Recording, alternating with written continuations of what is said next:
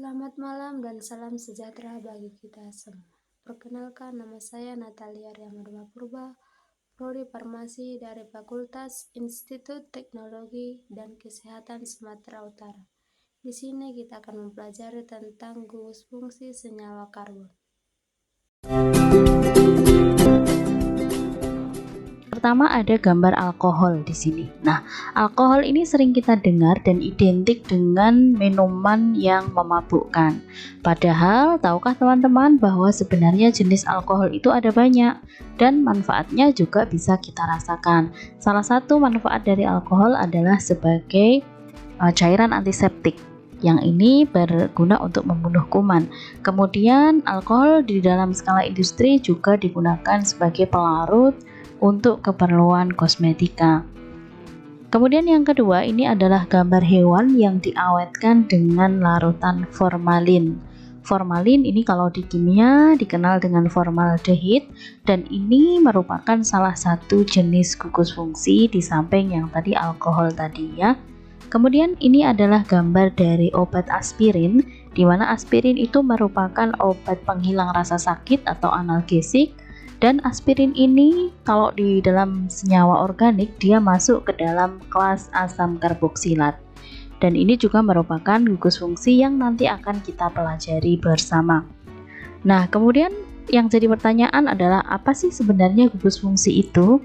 Nah, jadi teman-teman, gugus fungsi itu merupakan atom atau kumpulan atom yang menentukan sifat dari suatu senyawa organik atau senyawa karbon. Nah, sehingga gugus fungsi ini merupakan bagian yang paling reaktif dibandingkan dengan bagian-bagian lain pada senyawa karbon. Nah, apa saja sih jenis-jenis dari gugus fungsi itu? Jadi teman-teman perlu teman-teman ketahui bahwa senyawa organik di alam ini itu ada banyak sekali. Nah, sehingga para ilmuwan kimia itu mencoba untuk mengklasifikasikan senyawa-senyawa organik tadi menjadi kelas-kelas yang mudah dipelajari. Nah, salah satu kelompokan tadi adalah dikelompokkan berdasarkan gugus fungsinya. Nah, gugus fungsi yang akan kita pelajari di sini ada 7, teman-teman.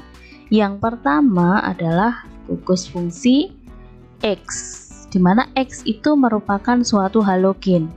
Kalau lupa, saya ingatkan bahwa halogen itu adalah golongan 7A, ada F, Cl, Br, dan I sebagai contohnya.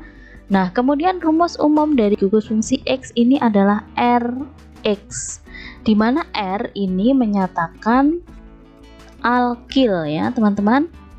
Jadi alkil ini rumusnya adalah CnH2n+1. Contoh alkil yang paling sederhana adalah CH3. Kemudian ada lagi C2H5. Ada C3H7 dan seterusnya.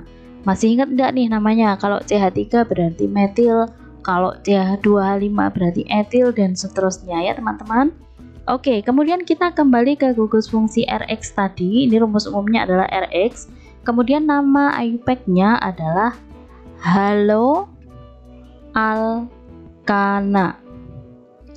Ya, haloalkana ini mempunyai nama trivial atau nama dagang atau nama umum sebagai alkil halida. Oke, kemudian gugus fungsi yang kedua adalah OH.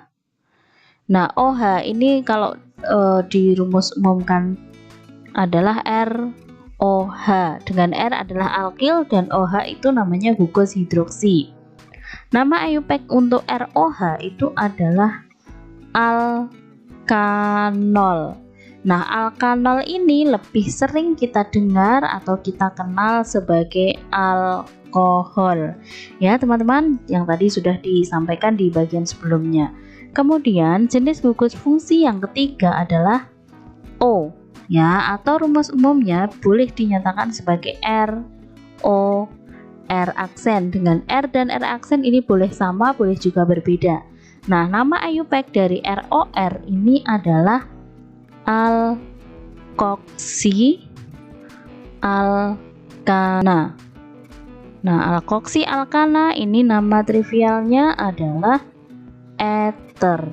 Nah, ether ini merupakan suatu senyawa organik yang sering digunakan untuk obat bius. Kemudian teman-teman, gugus fungsi yang keempat adalah COH, di mana rumus umumnya adalah RCHO. Jadi bukan RCOH ya teman-teman. Dari rumus ini itu kalau ditulis menjadi RCHO. Kenapa bukan ROH? Karena ROH tadi adalah alkohol. Jadi ini harus berhati-hati di sini teman-teman. Nah, RCHO atau gugus fungsi COH ini nama IUPAC-nya adalah alkanal. Nah, alkanal ini nama trivialnya adalah aldehid. Jadi lebih sering kita kenal sebagai aldehid. Salah satu contohnya adalah tadi formalin. Formalin tadi merupakan jenis aldehid ya. Oke, kemudian yang kelima, gugus fungsi yang kelima adalah CO. Nah, atau ditulis RCOR. RCOR ini nama IUPAC-nya adalah alkanon. Nah, alkanon ini lebih dikenal sebagai keton ya teman-teman. Jadi salah satu contoh dari keton atau alkanon itu adalah larutan aseton yang biasa kita gunakan untuk menghapus cat kuku. Oke, kemudian selanjutnya gugus fungsi selanjutnya ada COOH, di mana COOH ini kalau dibuat rumus umumnya adalah RCOOH, maaf ya, RCOOH. Nah, nama IUPAC-nya adalah asam alkanoat.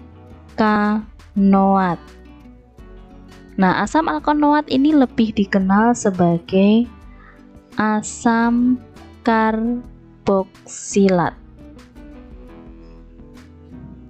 Nah, salah satu contoh dari asam karboksilat ini tadi ya teman-teman, aspirin, kemudian ada juga asam benzoat, itu juga merupakan asam karboksilat. Jadi asam benzoat itu sering digunakan sebagai bahan pengawet makanan. Oke, kemudian yang terakhir adalah gugus fungsi COOR,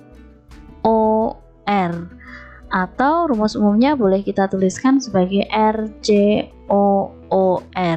Nah, nama IUPAC dari RCOOR adalah alkyl alkanoat, atau biasa juga dikenal sebagai ester.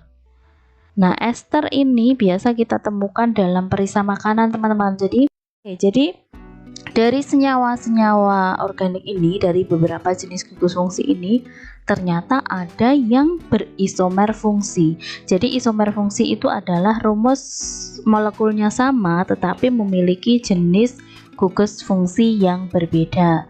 Yang pertama adalah ini alkohol dan ether ya. Alkohol dan ether ini rumus umumnya sama teman-teman, yaitu CnH2n plus 2O. Ini tadi N ya, CnH2n plus 2O. Nah, rumus umumnya sama baik alkohol dan ether, tetapi gugus fungsinya berbeda. Yang alkohol adalah OH, sementara yang ether adalah O.